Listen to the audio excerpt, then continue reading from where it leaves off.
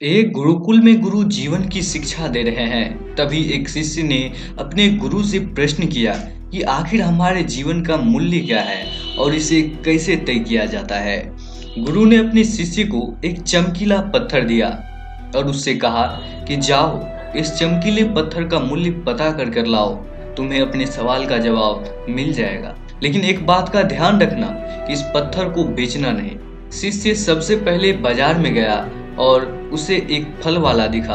वह उस चमकीले पत्थर को लेकर फल वाले के पास गया और बोला, इस पत्थर की कीमत क्या है। फल वाला उस चमकीले पत्थर को देखकर बोला, 2 किलो फल ले जाओ और इस पत्थर को मुझे दे दो। शिष्य ने आगे एक सब्जी वाले को पत्थर दिखाया और उससे इसकी कीमत पूछी। सब्जी वाले ने उस चमकीले पत्थर को देखा और उससे कहा कि 1 बोरी सब्जी ले जाओ और इस चमकीले पत्थर को मेरे पास छोड़ जाओ। आगे शिष्य सुनार के पास गया और उसे एक चमकीला पत्थर दिखाया। सुनार ने उस चमकीले पत्थर को देखा और बोला, इसे 50 लाख में मुझे बेच दे। शिष्य ने उसे भी मना कर दिया तो सुनार ने बोला, 1 करोड़ में यह मुझे दे दे या बता दे कि इसकी कीमत क्या चाहिए। शिष्य ने उस सुनार से कहा, मैं माफी चाहता हूँ, मैं इसे बेच नहीं सकता क्योंकि मेरे गुरुजी ने इसे बेचने से मना कर दिया है। आगे शिष्य एक हीरे बेचने वाले जौहरी के पास गया और उसे चमकीला पत्थर दिखाया।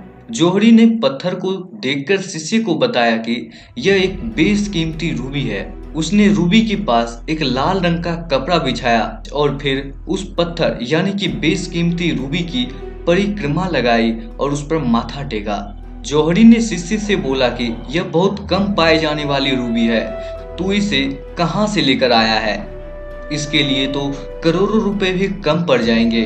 शिष्य हैरान हो गया और परेशान होकर गुरुजी के पास सीधे वापस चला गया और फिर सारी बात बताई और बोला, कृपया कर आप मुझे बताओ गुरुजी कि हमारे जीवन का मूल्य क्या है। गुरु बोले, फल वाले को दिखाने पर इसकी कीमत 2 किलो फल बताई। सब्जी वाले के पास जाने पर इसकी कीमत 1 बोरी बताई। आगे सुनार के पास जाने पर इसका कीमत 1 करोड़ और जौहरी के पास ये एक बेशकीमती बन गया। इसी तरह मानवीय जीवन के भी मूल्य हैं। तुम बेशक हीरे के समान हो, लेकिन सामने वाला तुम्हारी कीमत अपने हैसियत, अपनी जानकारी, अपनी समझ के हिसाब से लगाएगा। मानव जीवन अमूल्य है, इसकी कीमत कोई नहीं लगा सकता। इसलिए अगर जिंदगी में किसी मोड़ पर कोई तुम्हारी काबिलियत की आलोचना करे या तुम्हें नकारा समझे तो घबराना मत, क्योंकि दुनिया में तुम्हें पहचानने वाले व्यक्ति मिल जाएंगे। तो दोस्तों, आज के लिए बस इतना ही। कैसा लगा आपको ये एपिसोड हमें कमेंट में जरूर बताइए। और अगर आप ऐसे इंटरेस्टिंग वीडियो देखना चाहते हैं तो अभी सब्सक्राइब कर लीजिए हमारे चैनल। वीडियो देखने के लिए आपका बहुत बहुत